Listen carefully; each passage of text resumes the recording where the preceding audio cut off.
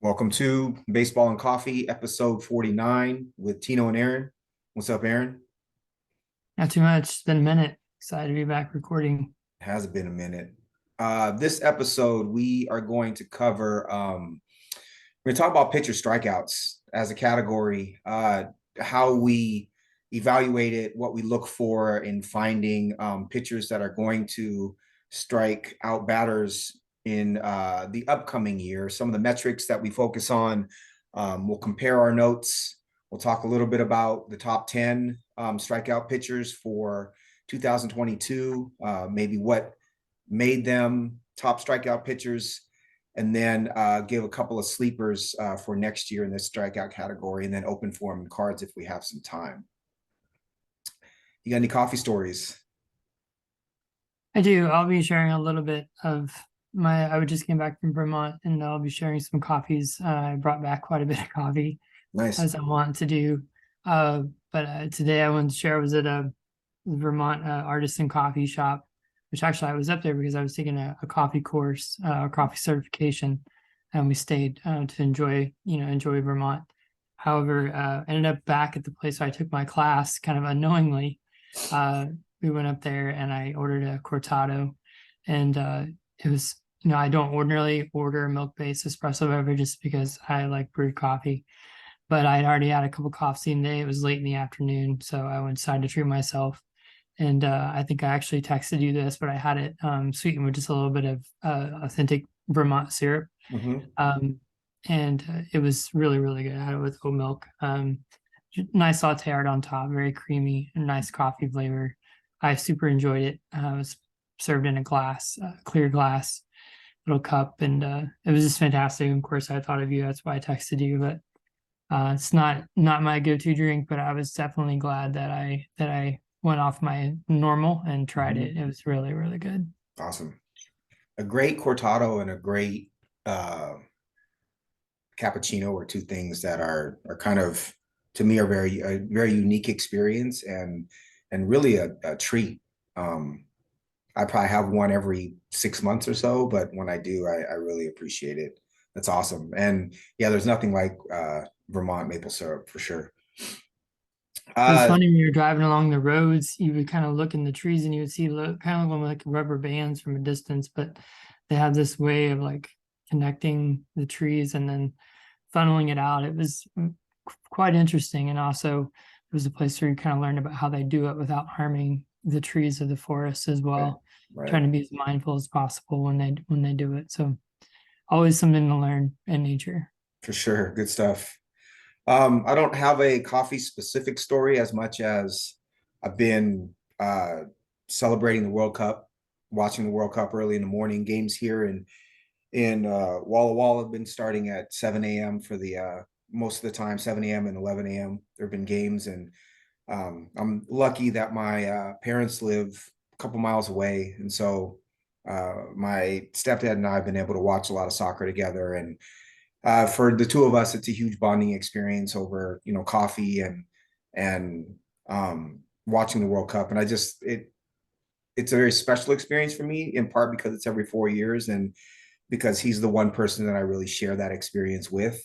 Not all my friends are huge soccer fans, and uh, he basically raised me to love soccer in a lot of ways. So thankful for that experience. And I think I bring up coffee just because um, it's such a unifier and bonder for every experience. We could go the entire morning without anything to eat, but there's no way in hell we're going to be able to go the entire morning watching soccer and not having a pot of coffee, right? And just, I guess, in that moment, I'm thankful for my parents' health and for soccer being such an incredible international um, bond, right?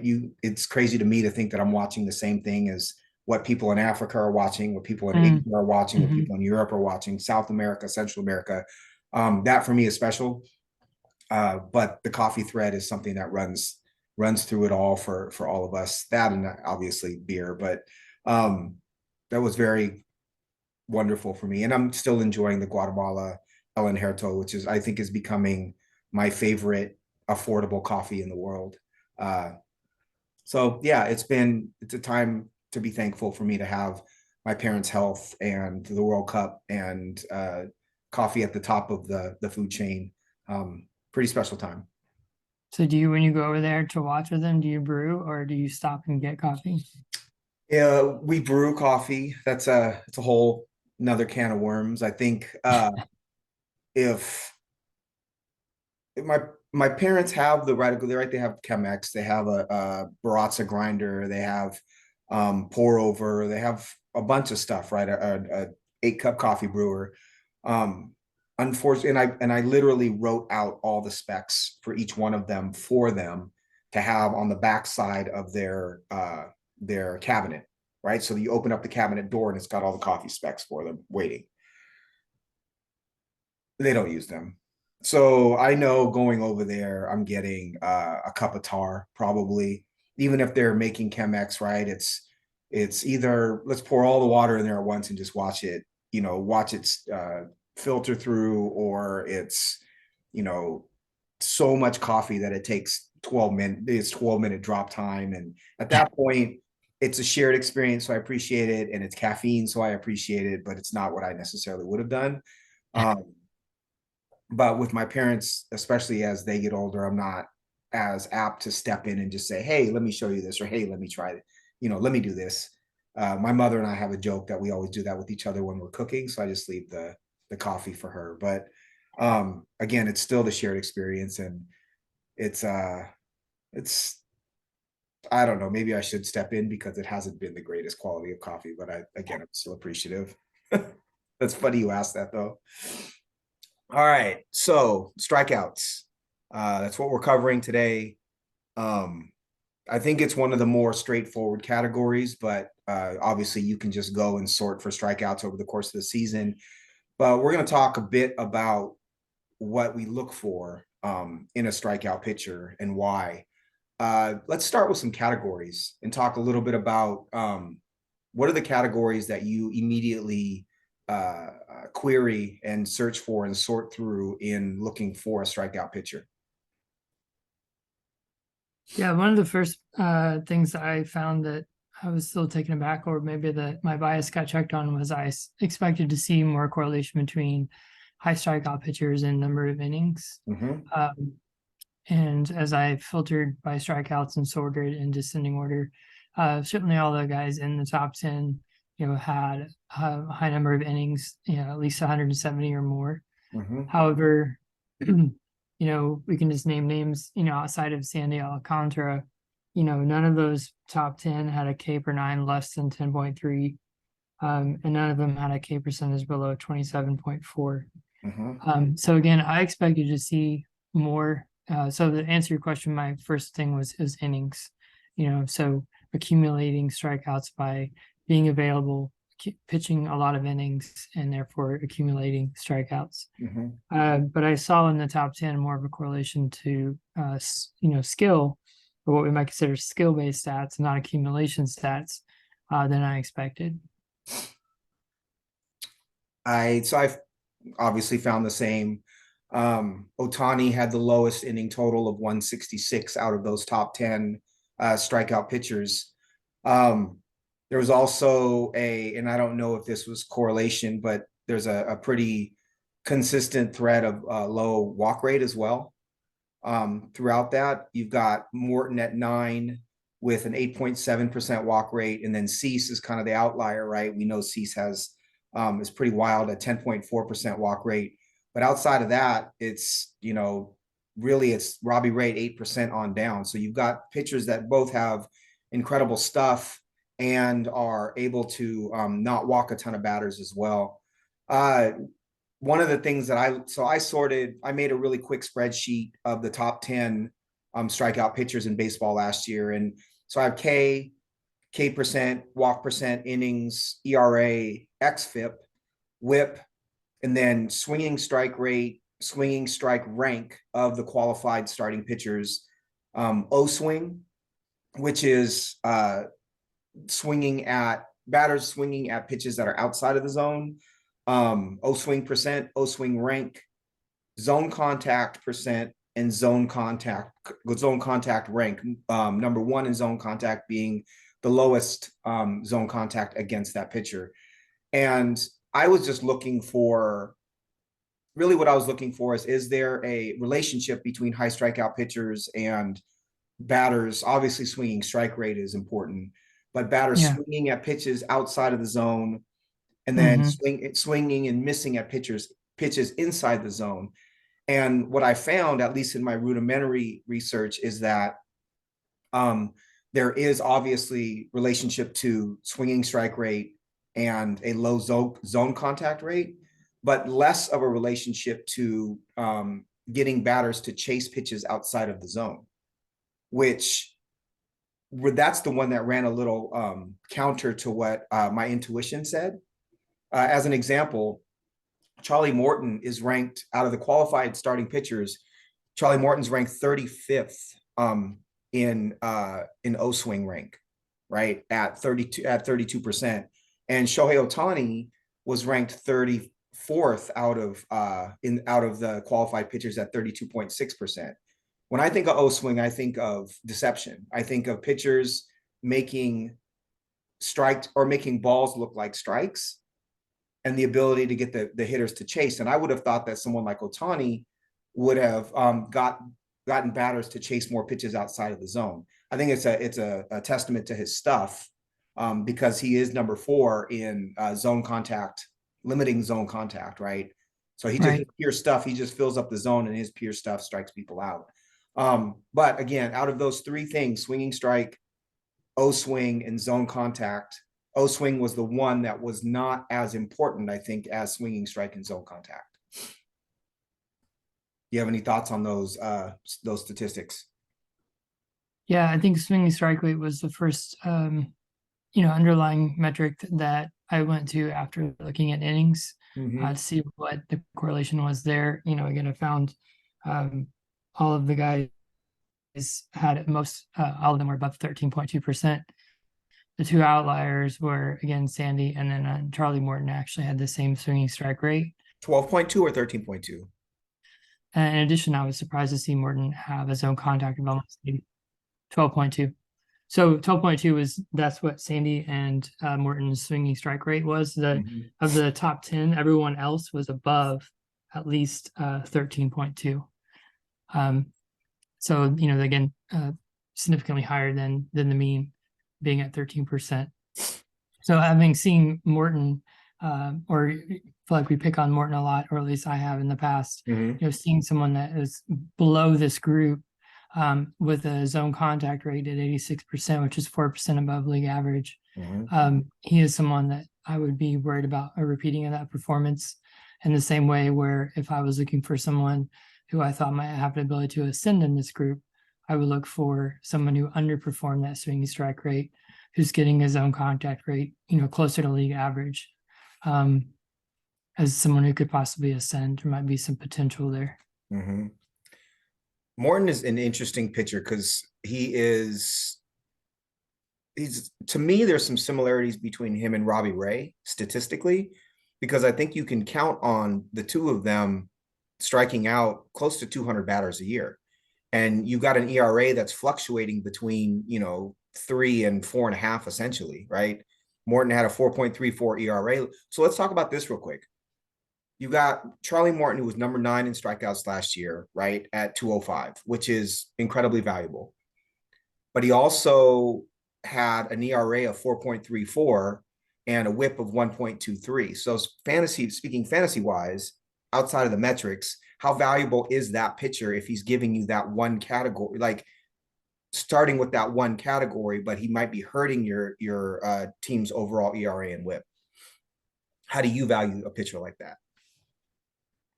Yeah, this was another area that I written down as potentially to talk about, because I think in doing some self-analysis and self-scouting, I didn't perform super well in strikeouts in terms of being one of the top strikeout teams in our head-to-head league.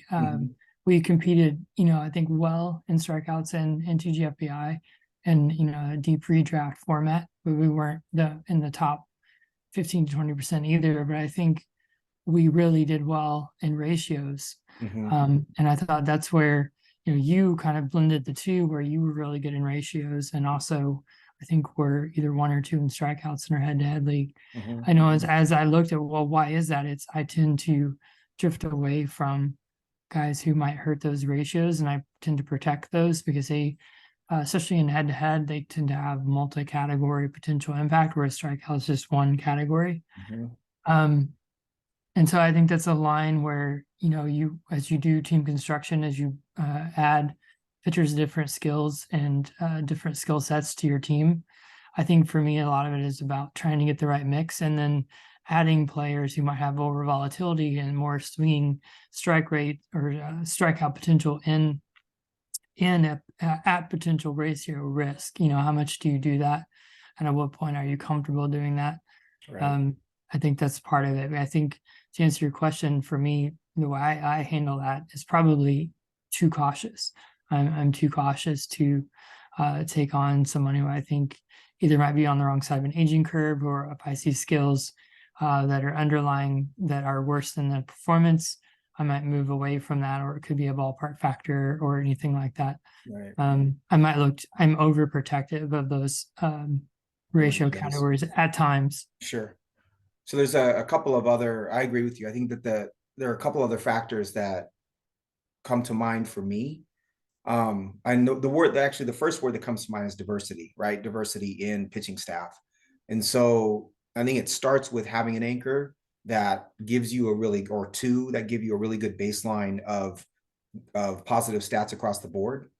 And that if you don't have that anchor, I don't feel like you can take a chance with a pitcher who might be a little bit more volatile, right? If you can't start a Hunter Green for 25 starts if you don't have two aces up top that are going to be able to balance his bad ratios, right? Even if he does give you strikeouts. Whereas if you do have, say you do have one or two of the top 10 guys, then you can take a chance on someone knowing that their mistakes will get covered up a bit and you won't really suffer. So for me, the other thing is, how deep is your pitching staff? So taking a risk with a potential high ratio starter when you only have 6 starters in a head-to-head league, then you're talking about what, 15, 17% of your total starting pitcher innings are taken up by someone who you don't know if they're actually going to be good or not. Whereas if it's one of 8, right? If you have 8 starters or 9 starters and you're deeper than the next team, it softens the blow. So I think that the number of innings that you're getting week to week has a huge impact on whether you can actually take a risk like that or not. As for Morton, I think that while I agree with you that there are some things about Morton that I don't particularly love, and he is on the descent in part because of age, he's one of those guys that continues to put up good seasons, even though you feel like he's getting too old. And we're counting him out over and over again. He keeps coming back with 200 strikeout seasons. So one thing that I would look at is the fact that, he had a 4.34 ERA, but he had 3.61 whip, Yeah. or excuse me, a 3.61 xFIP. So you're looking at a pitcher who might hurt your whip slightly, is going to give you a elite number of strikeouts. And if he has an average year and he doesn't have bad luck, you're still looking at a 3.5, 3.75 ERA. To me, there's a lot of value in that. On a really great pitching staff, he's probably your SP5 or SP6, but he still carries a ton of value for me. The other thing is he's number 14 in swinging strike rate out of qualified pitchers at 12.2%. And so if he's the 14th best qualified starter in swinging strike rate, he's still getting swinging strikes. And that's something that I'm holding on to. The other thing is, who does he pitch for, right? We haven't talked about wins and some of the other statistics.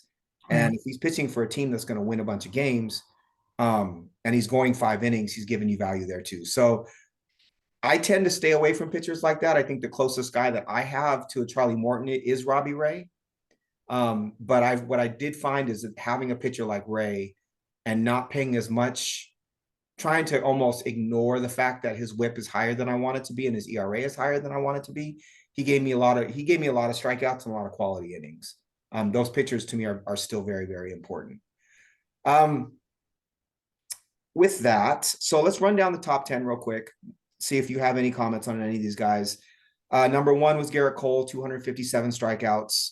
Two was Corbin Burns, 243. Carlos Rodon, 3, 237. Aaron Nola was 4, which I knew, but it's still surprising to see his name at 4 with 235 strikeouts, in part just because I don't think of his stuff as dominant, but it clearly is and he has a 3.6% walk rate and 29.1% K rate. Dylan Cease was 5 at 227, Otani 6, Robbie Ray 7, Sandy Alcantara 8, and then Charlie Morton and Kevin Gossman tied with 205 at the bottom of that list. The only other point that I'd like to make is that, like I said, I think if you find a pitcher with a high swinging strike rate and a low zone contact rate, you're in business, right? And that makes it seems pretty logical and elementary to say. But Garrett Cole at the top of this list was ranked 6th in each, right? And through 200 innings. So it stands to reason that he's going to strike a ton of people out. Corbin Burns was Right. 3rd in swinging strike rate and 10th in zone contact. Carlos Rodon was 7th in swinging strike rate and 3rd in zone contact, right? So as you go down that list, you see that those players are ranked in the top 10 in both. And if you can find a pitcher who's a little less seen or talked about, who has high percentages in both of those two, I think you can start to see strikeouts build if they're healthy and if they put innings out there. Any additional thoughts on those top 10 for you? I thought it was interesting. You mentioned a little bit about O swing and that you didn't see as much correlation as you thought.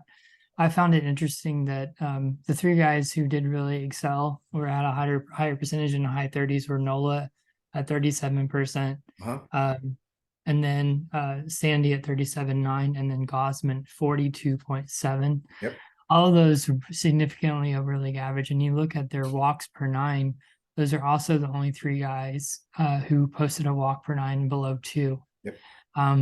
So that, to me, that speaks to maybe they're more command first, and they're actually making their ability to have pinpoint command makes balls that look like strikes but are not. Yep. Whereas maybe the guys who get more average chase, just like you said, kind of just outsuck people in the zone, and they don't rely as much on that command to make balls look like strikes. I just thought it was an interesting correlation to see those really low, excellent walk rates. Walks per 9 also correlated with elevated chase rate, and to see those 3 guys on this list.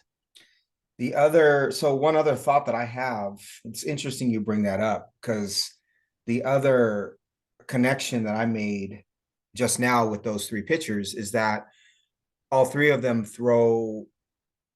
there's a lot of vertical movement downwards with those 3 pitchers, right? Kevin Gossman has the best splitter in baseball, and he throws his splitter all the time. I'll look up the percentage in a minute, but that's where he gets all of his positive results, right? He has a great fastball, but he's literally essentially a fastball splitter pitcher. And his splitter is one of the best pitches in baseball overall. You've got Alcantara, who is a notorious sinker baller, right? He's got other pitches, but his turbo sinker is what has made him who he is in a lot of ways. It doesn't get a ton of strikeouts, but both of those pitches, the splitter and Sandy's sinker, are pitches that start at the middle to bottom of the zone and dive away. That's how they get their strikeouts, is just like you said, it looks like a strike, but it's actually a ball because it falls away. And Nola was the one that I didn't quite know. And I just looked Nola up, and his pitch mix last year was 33.4% four seam, 26.5% curveball, which is essentially, I think he throws like an 11-5 sort of curveball. Okay. And it's 18.8% sinker and 14.7% changeup. So everything that Nola throws is also moving downwards. So you're talking about 3 pitchers who are getting hitters to swing at balls, but it's because everything is dropping off the table with those 3 guys. Whereas, like a Carlos Rodon is throwing fastball up and then back foot slider, basically. He's not throwing a whole lot else besides that. Cease, same way. You got fastball slider guys, fastball slider curve. So I do find that really interesting that those are the 3 guys that rank highest in O swing, because they are the ones that are making that ball that's in the lower half of the strike zone look like a strike, and it's diving away as a ball.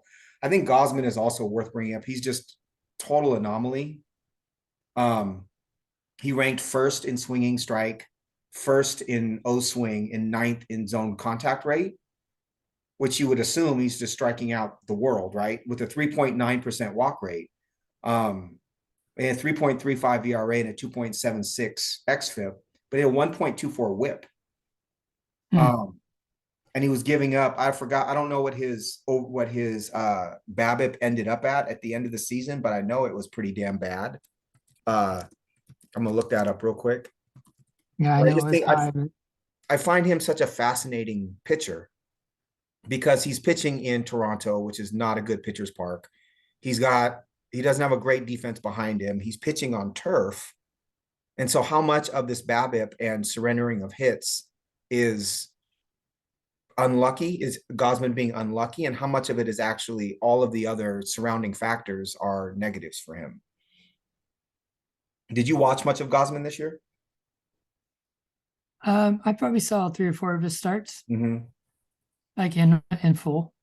So his BABIP last year was 363, which is incredibly high. Yeah, He's someone I want to dig into a little more. He didn't have, his left on base percentage was 74%, which is pretty close to league average. There's nothing else outside of the BABIP that screams to me, that he should be too far extreme one way or another. He's one worth digging into because the strikeouts and all the metrics that lead to strikeouts are all there for him to be at the top of this list instead of number 10. But I still don't trust Toronto, and I don't trust him being on turf. Anything else with the top 10 you want to talk about? Any surprises in the top 10 when you made this list? no, I think I covered my surprises just in innings. I don't think from a player perspective there's Mm-hmm. anything else that really surprised me. Let's see, I've got just a couple other thoughts with regards to metrics that we look at. I think pitchers who rely primarily on the sinker are less good bets to be high strikeout pitchers. I think that's pretty obvious because batters don't swing and miss or swing through sinkers very often. So we just talked about there being a couple of guys, well, Nola and Alcantara, that throw a lot of uh, sinkers, but I think on just as a rule, if you're looking for strikeout pitchers to ascend, I'm looking at guys who are not necessarily two seam or sinker heavy. You brought up durability and innings pitched. I think that's makes a lot of sense, but we don't always think about that as a primary skill. But health, even if you've got a pitcher who's not a Spencer Strider dominant, right? You're still going to accumulate strikeouts just because the guy is durable. I think that's where a lot of Robbie Ray's value comes from, is you can count on him to start and go 5, 6, 7 innings every start. A couple other things real quickly. Extension, I'm finding, is a really important statistic. If you've got a pitcher has elite extension, which you can now find in the savant bubbles, it just means that their stuff plays up because the pitchers are releasing the ball closer to the plate. Finding a high whiff percentage on multiple pitches is something that we use to identify Dylan Cease coming into last year. It's something that I will continue to use to find pitchers who may not have produced the results that we are looking for quite yet, but will eventually. And then the other things that I have in my notes, fastball vertical movement is something that we know. The perception of the fastball rising creates strikeouts. Breaking balls that are moving more than league average, both vertically and horizontally, is a good sign. And then the other big one is currently in baseball, right? 2023 baseball is a slider that's above 84, 85 miles an hour with some command is kind of the in vogue strikeout pitch. So Right.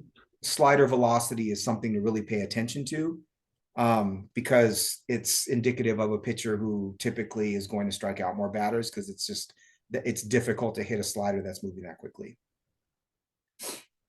Any other skills to point out for you? No, I think most of my other thoughts were just more like around team construction and other ways to think about strikeouts. Sweet. Well, let's take a quick break. We will come back with some pitchers that we've identified as potential sleepers or pitchers on the ascent in 2023. And then we will do some open forum and cards if we have time. Sweet. Sleepers, undervalued strikeout pitchers. Where do you want to start? It's tough. I didn't feel like I was being really original on these, but you gotta look at the metrics tell you. Mm-hmm. Um, a couple guys I would put forward as I think who could really take a step forward next year, or Kristen Javier was the first one that I would put up. Mm-hmm. He met all of the criteria of the guys in the top tens in terms of K per nine, swinging strike rate. He has a better than league average zone contact rate at 80%, which is actually really good. And then his O swing is slightly above as well. He only pitched 148 innings this year.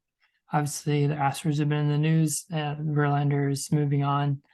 I don't know exactly what if they'll take the reins off him fully, but he had 194 strikeouts and 148 innings this year. So, if he sees any increase in the workload, even 10 to 15%, he's someone who we could see in that over that 200 strikeout group. And I don't know if he'll be valued as such, just because we don't know how the Astros will utilize him. But there might also be a little playoff tax because of how well he performed in the playoffs and redraft. But he's someone I definitely think that the arrow is going up on him, and someone I'd be looking to acquire if I could. Can I ask you? Yeah, I think Javier is dynamite and his K rate is phenomenal. My question for you is how much does organization play into your evaluation of strikeouts as a category? I think it has to be in the mix. I don't think, because we don't have 100% clarity as, of what teams will do. But I think if you're not looking at usage patterns and, management, managerial decisions and their track record, I think you're really just hurting yourself. You have to look at usage and team approach when you're trying to evaluate these guys workloads and their potential. Right. Again, we don't have full transparency. There's good things that are going to happen that are unpredictable, but I think to not incorporate it all, you're just putting yourself at a detriment. Right. I I think about teams that kind of what do teams value with their pitchers and what pitches do they pitch? Are they looking to strike hitters out? Are they looking to put the ball in play? The one that I always go back to is the old Pirates philosophy of preaching two seamers and trying to teach every pitcher the two seam fastball. That obviously leads to ground balls and not necessarily to strikeouts. You think about a team like what does a team like the Minnesota Twins do with an incredible stuff starting pitcher, right? Are they going to teach that pitcher to how to strike batters out? Or are they going to teach that pitcher to pitch to contact? The Royals are the same way. I'm just going down the list of teams. Whereas, the Yankees are preaching strikeouts, right? They play in a small park. They teach the sweeper to everybody that they can. They've got high strikeout pitchers, both starters and relievers. Astros do the same. Dodgers do the same. Mariners a little bit less so. I think maybe that's partly the park playing into it as well. But I do think taking organization, their ability to teach pitching obviously is like the number one priority. Are you a good pitching like education factory, so to speak? But the second one is what are you preaching? Houston, I think that plays well for Javier. Houston is just smart and they know Yeah. how to maximize talent. And so Javier I think is a very good bet as long as he's durable to be a 200 strikeout pitcher next year. I think that it's people are on that bandwagon, unfortunately, because I really love him. I've made some attempts to acquire him in our home league, and they're just shot down immediately. But what this leads me to is the first pitcher that I identified as having a lot of breakout potential just went from a strikeout for heavy team to a pitch to contact team. So it's Jordan Montgomery. And he went from the Yankees to the Cardinals at the deadline. And the Cardinals are, they've got Dakota Hudson in their starting rotation, right? They're notorious for wanting to find pitchers that put the ball in play with weak contact. They've got a great defense behind him. But to me, he would be a candidate to really become a high strikeout pitcher if you really wanted him to. So last year in 178 in the third innings, he only struck out 158 batters, right? Okay.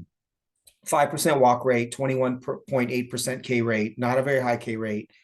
But he's 74th percentile in extension. So he's a pretty tall guy. He's letting the ball, go closer to the batter. His velo was up last year to 93.1% or 193.1 miles an hour on the fastball. He threw more fastball, less cutter, and he's 22.2% on both the curveball and the change. Why is this important? The curveball last year got a 41.4% whiff rate. And the changeup, interestingly, got a 41% whiff rate. So you're talking about two pitches that he throws 22.2% of the time each with an above 40% whiff rate. So if he can get to those pitches with two strikes, he's got a really good chance, essentially a 2 in 5 chance of striking that batter out. He also ran a 12.9% strikeout rate or swinging strike rate, which was good, which was awesome. I think it was good for number 11, I believe, in baseball amongst qualified starters. He was 13th in whiff rate, and he was 8th in zone swing and miss percent. So you're talking about a pitcher with kind of top 15 strikeout metrics with two pitches above a 40% whiff rate. To me, that's a pitcher that I would want to try to capitalize on as far as strikeouts go. The other interesting thing is his best pitch by run value was actually his sinker at -10. And he threw a sinker 17.1% of the time, or excuse me, he threw a sinker 34.5% of the time. So he obviously was throwing non-swing and miss pitches with two strikes if he only had 158 strikeouts and 178.1 innings, or he wasn't getting to two strikes and was inducing contact before that. But to me, if he's a sleeper, but he went to the wrong organization for strikeouts, Right. that makes sense. So he's an example of a pitcher that I think displays some incredible metrics leaning towards being a strikeout pitcher, but is now with an organization who probably is not going to capitalize on it. I would still keep an eye on him because he has the talent and skill set to become, I believe, a 200 strikeout pitcher if that's the way that they wanted to kind of mold him. The other thing about him is he did have a 47.6% ground ball rate, which is pretty high for a starter. And so it's pretty clear that he's trying to induce weak contact earlier in the count with that sinker. But Jordan Montgomery, again, high extension, two pitches above 40% whiff rate. He was, again, 13th in all of qualified starters in whiff percent. He was 8th in swing and miss percent. Like, that's a starter that I would want to roster. And it surprised me to see him pop on all of these lists as a top 15 guy. Yeah, that is interesting. Another player I wanted to highlight here was Alek Manoah. Mm-hmm. Manoah had 180 strikeouts and 196 innings. So not dissimilar, slightly about 0.25 higher than Montgomery, but similar type rate, right? But he almost hit 200 innings. And when I looked at the way I reverse engineered this, I wanted to look at guys that had multiple pitches below a run, negative run value. Mm-hmm. And his four seam had a negative 19 run value. I know run value doesn't always equate to swinging strike, but I felt like if I just look at swinging strike, I get to the names we always expect. Sure. So I wanted to look at a different way. And I was just surprised to see his four seam be that effective of a pitch, because I think one of the things, as we talked about with Cease, we looked for dominant pitches and pitches that multiple dominant pitches, and he actually has three pitches that had a -6 or better run value: his slider and his sinker and his four seam. And again, that a -19 four seam puts him right next to guys like Spencer Strider and players like that. While he certainly does not have the electricity of Strider's arsenal, I think it speaks to the potential of his arsenal to produce more strikeouts. Again, I look at 196 innings and only 180 strikeouts. He's still a relatively young player. He's only 24 years old, who has the frame and the mentality to pitch deep into games, to pitch a lot of innings. I think if there is any news in spring of, and maybe an adjustment in his usage or anything like that, even if he gets to a strikeout per nine or per inning, or maybe a slightly above, he's well into that 160 or that 200 strikeout range. Mhm. And he's also bringing, really good ratios and a lot of volume, sub one whip. And like I said, I think he has the starter's mentality in terms of wanting the ball late in games and Mhm. staying in the game and giving the opportunity to get wins, helping you in ratios. So I don't think he'll ever move to an elite strikeout pitcher, but I could definitely see him posting a couple like top 10, top 15 type seasons, Mhm. which is maybe a little bit of an adjustment to how he's using his arsenal, because he has a good deep arsenal Mhm. um, in terms of sequencing or something like that. So he's another one that I'd be interested in. And just again, when we hit spring, is there any news of a change or an adjustment that might drive some improvement and just getting more swing and miss out of his really good arsenal? Right. He's really interesting pitcher to me. Because I see him in watching him and then looking at his numbers, I see him prioritizing getting deep into games as a thing that he wants to do, right? He is that old school mentality of I want to get deep into games. I want my team to win. I want to keep my team in the game. And I think he pitches that way. I see him as I do think he has 200 strikeout potential, but I think it's going to just come from volume.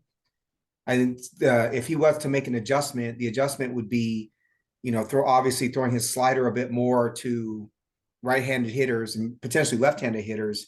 And then the other pitch that gets a decent whiff rate is his four seam, right? And so working on his four seam to become more of a strikeout pitch.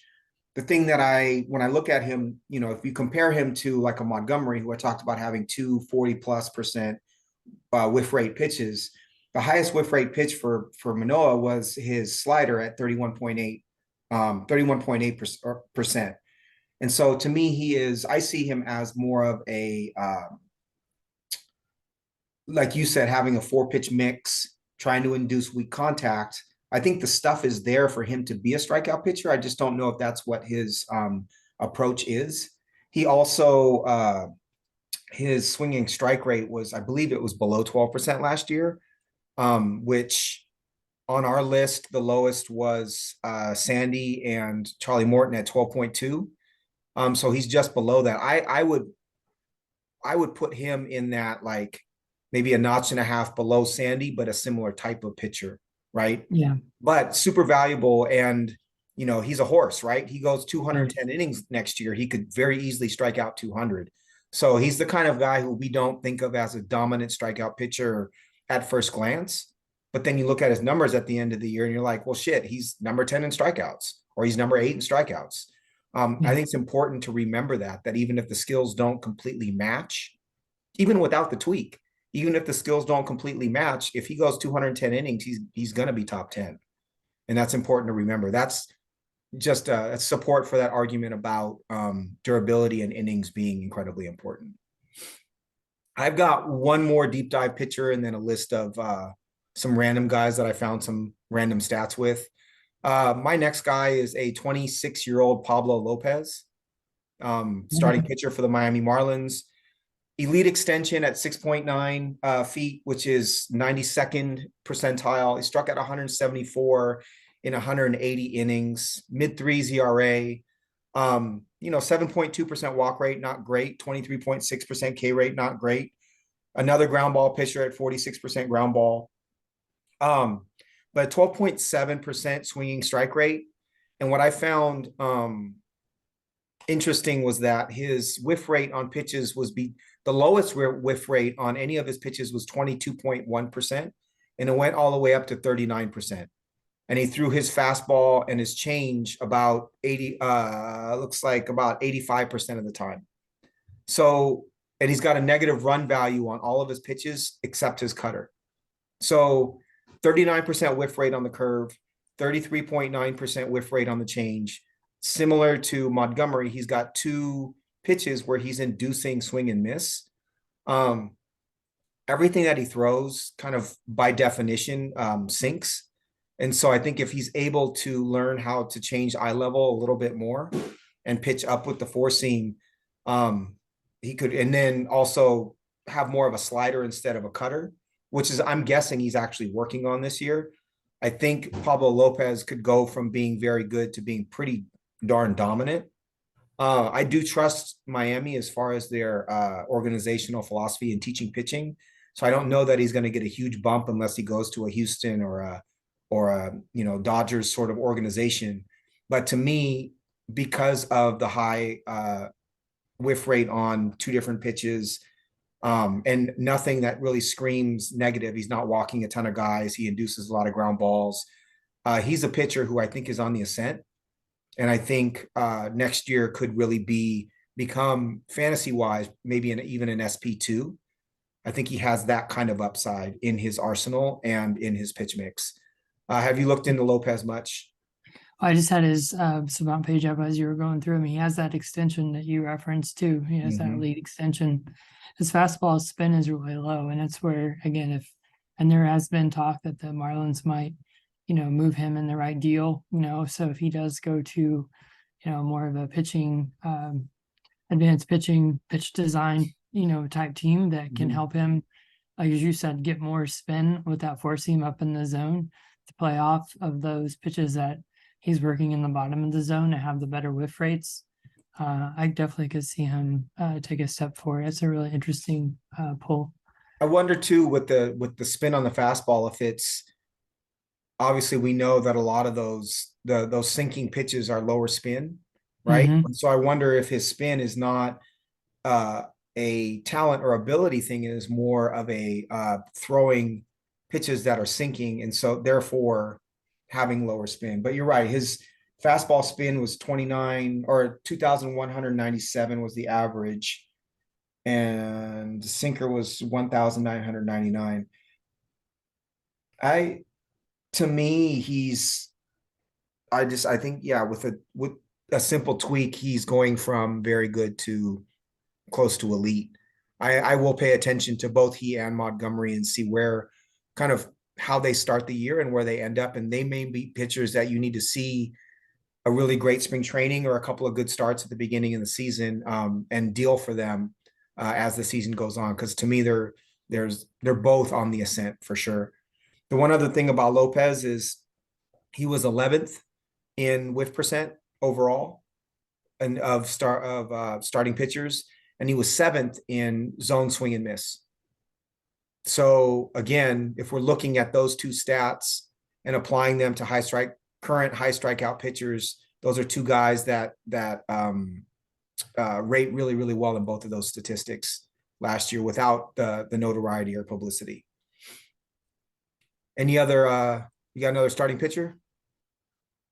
I can't. I don't feel like I can do this episode without mentioning Hunter Green. I don't think I'm saying anything. He's on my list too.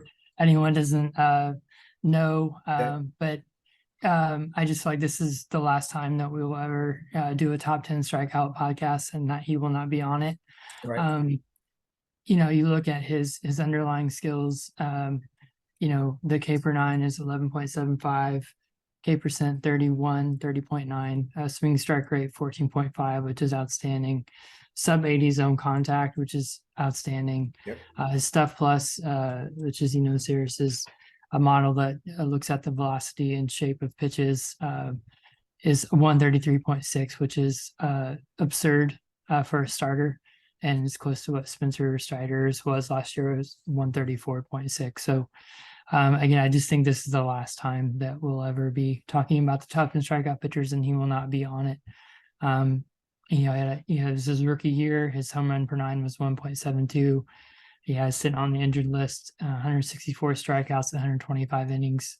I just think the ceiling is immense for Hunter Green, and can't wait to see what he does. Do you think he needs a third pitch or no?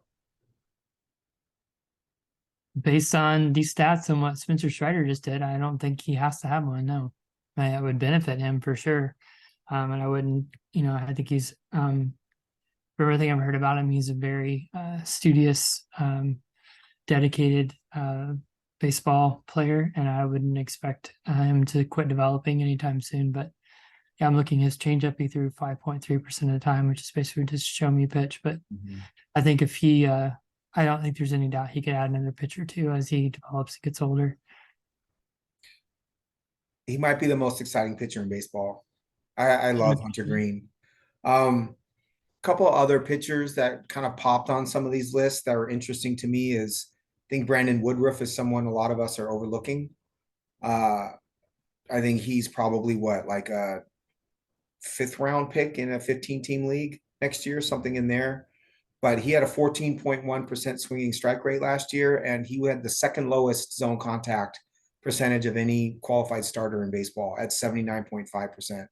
So I don't think the stuff went anywhere. He had a down year last year, but I don't think that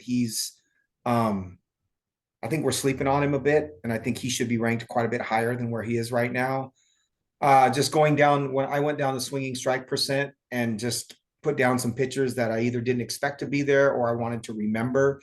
Blake Snell had 14.7% swinging strike rate, which is elite. One name that really popped on these lists that I was stunned by was Jeffrey Springs, the left-handed starter for Tampa Bay. Now his work load is usually going to be tempered a bit with Tampa, but 13.5% swinging strike rate and a 80.7% zone contact rate, which was 7th in baseball. So he's getting people or batters to swing and miss, and he's getting batters to swing and miss in the zone. And so there are some skills there that I think we need to keep an eye on. Patrick Sandoval had a 13.3% swinging strike rate. He's a pitcher that some of us were pretty high on going into last year. David Peterson with the Mets, left-handed starter who may have a little bit more opportunity this year at 12.8% swinging strike rate. And then the other one that I wanted to bring up is Jesus Luzardo, left-handed starter with the Marlins, who might get traded. 80.8% zone contact rate, which is not, which is still very, very, very, very good, close to elite. I think he was ranked 8th, maybe. And then 13.8% swinging strike rate for Jesus Luzardo. So just those are some names to think about as far as strikeouts go. You've got, with Luzardo and Green and Snell, you've got the potential to run some pretty high whips and potential to run some pretty high ERAs. But if they put it together, specifically Green, you may be looking at an elite SP1. He may be that next name to ascend to that point. Any other names that you have that you wanted to bring up? Surprises? No, I love some of the names you pulled there. I was just following along as you were going through. Springs is an interesting pull, given especially that they signed Zach Eflin this week.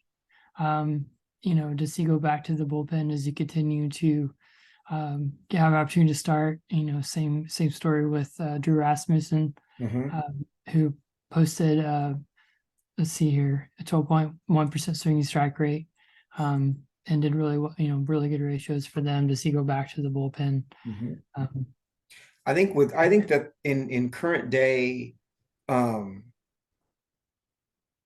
fantasy baseball, Springs may actually bring more value as a reliever if he has that starting pitcher designation, right? If you're talking about someone like Jeffrey Springs pitching out of the bullpen and he is striking out a bunch of batters and he's going multiple innings or getting holds in a holds league, and you can put him into that SP slot, he's going to have a ton of value, right? So I think with SPRPs, historically, we've kind of looked for that designation and then dug into that player. but this might be a case of seeing elite skills and realizing that he might have that designation. He could go pretty high in our league, I think, in our draft, given what we see with some of his skill set. Any other pitchers here you're high on? I also have listed. I was surprised to see Kyle Gibson was 21st in whip percent. Got Logan Gilbert there. We talked about him a lot. Corey Kluber was 27th.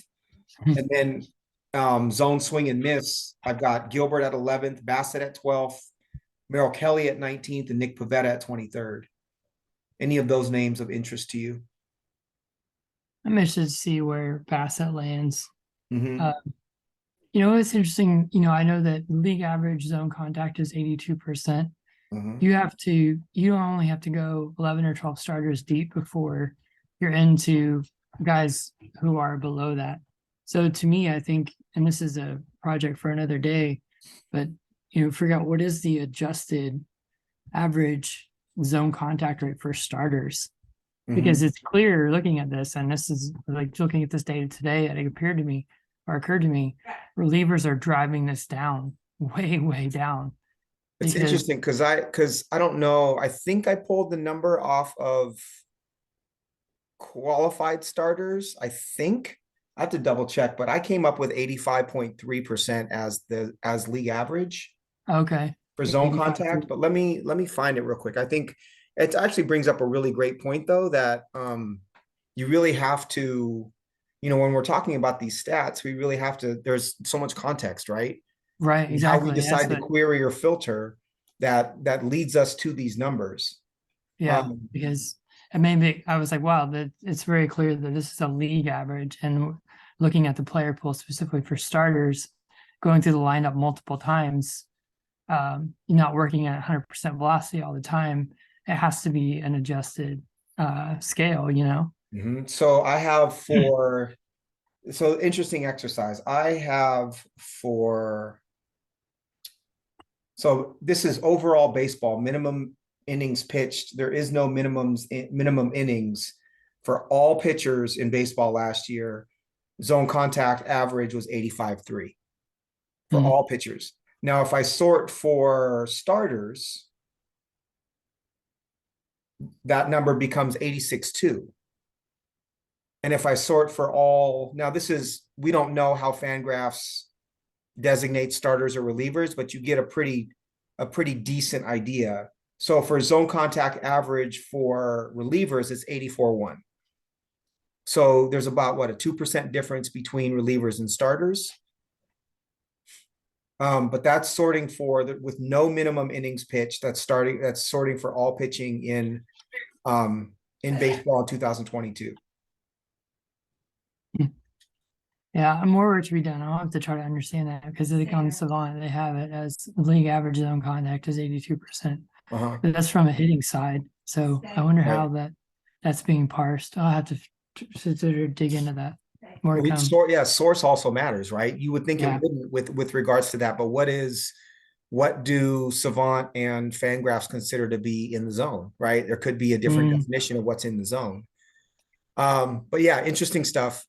I don't have any other real pitchers to put forward. The more I look at this, the more I am a believer in Lopez, less so in Montgomery, just because of the organization, but the skills are there. And it does go to show you, I think, just how much swinging strike, and really, if you were just to boil all of this down, look for high swinging strike and look for a pitcher that you think is going to pitch a decent amount of innings, right? Not 200 innings necessarily, but a decent amount of innings. And the lower the innings, the better the stuff needs to be to get to that 200 strikeout threshold.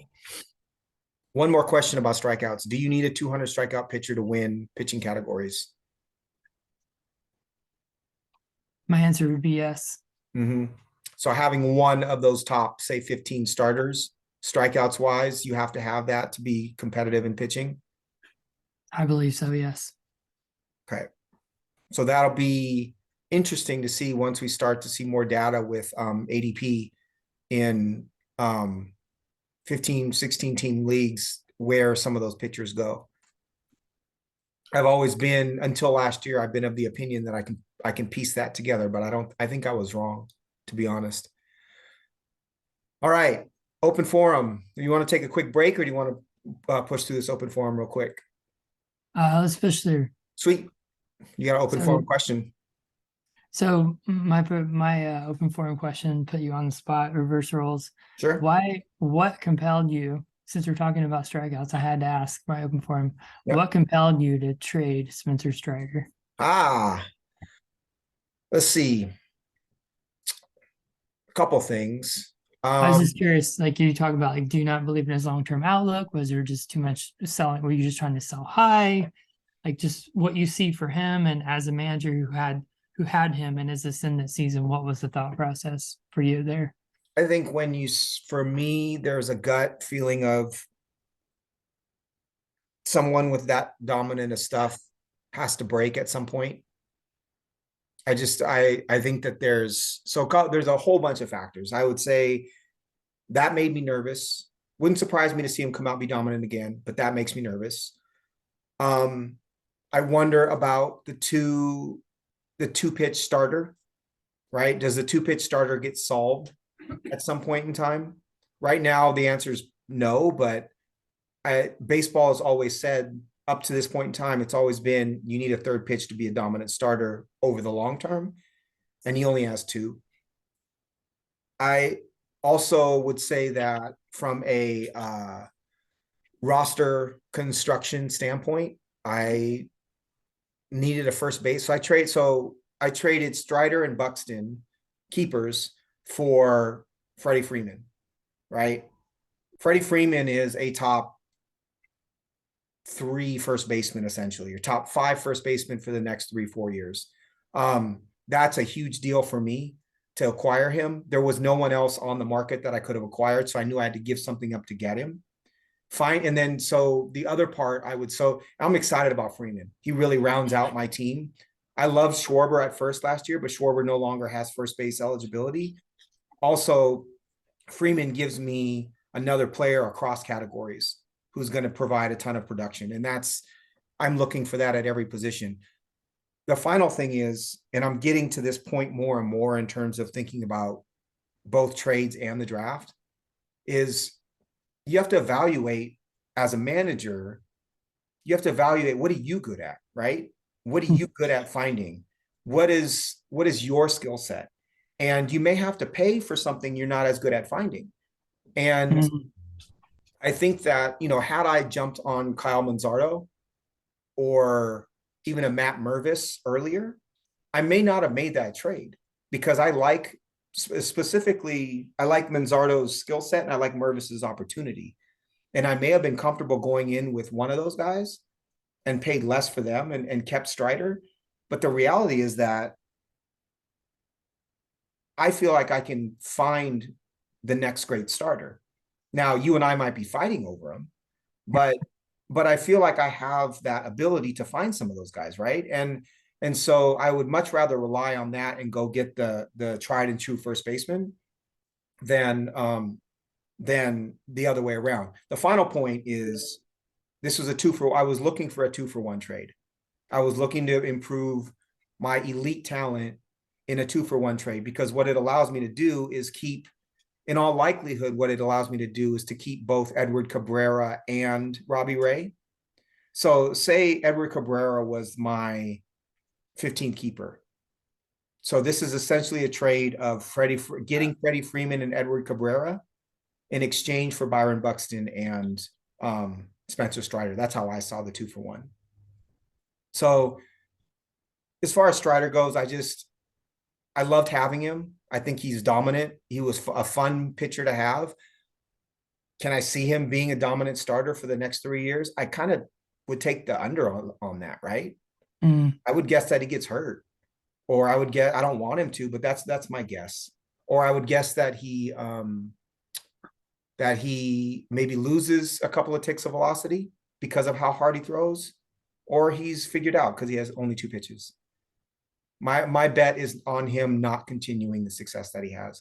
Nothing against him. I just makes me nervous. What No, is your it take? was, it was a great return. Great return. Would you have dealt Strider in that position? For Freddie Freeman, probably. I That would have been hard for sure. I mean, I kept wanting to reach out to you about Strider, but I kept telling myself, this is not the time to acquire him. His value is so high, right. and you did a great job of, getting something that you wanted or you needed for your roster for him. I I do share the concern about he's 6 foot tall, sub 200 pounds. You look at Hunter Green, 6'5", 230. right. What is the toll on his body of throwing with that velocity Yeah. over time? You do have to wonder about that.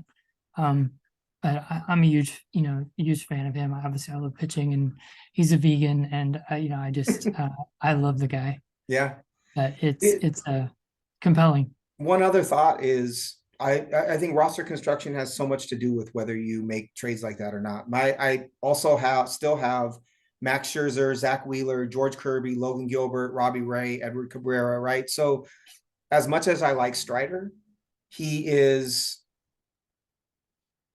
I can use that slot for a pitcher who may not be Spencer Strider, but still provide value, right? Yeah, And I also, to a certain extent, I like Edward Cabrera long term more than I like Spencer Strider because Cabrera is bigger, right? He's got more than two pitches, and I love the park that he plays in.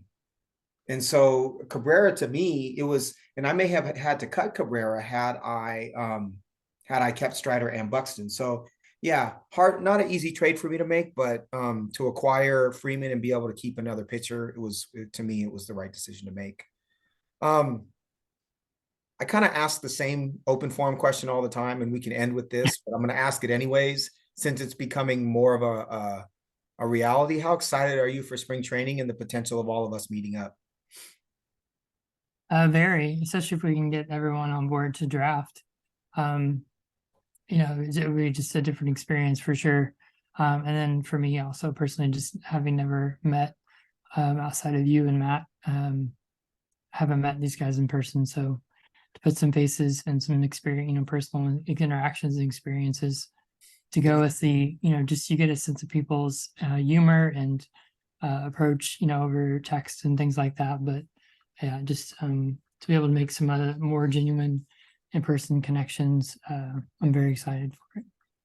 It'd be a fucking riot, and it's a reality, right? We are going to do it this year. We talked about doing it a lot, but it is going to happen this year, and I think that's I don't know. I'm overjoyed. I think I've said before, I've gone to spring training a bunch, and it is literally the time of your life as a baseball fan.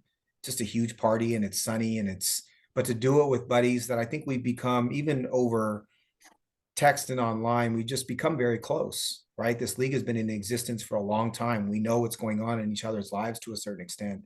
Um, I couldn't be more excited. And then also the times that I've spent with you and, watching opening day with Matt and Freddie last year. And I've been lucky enough to spend some time with Loaded and Baggies um, and Smurf. And I think I just think it's going to be super.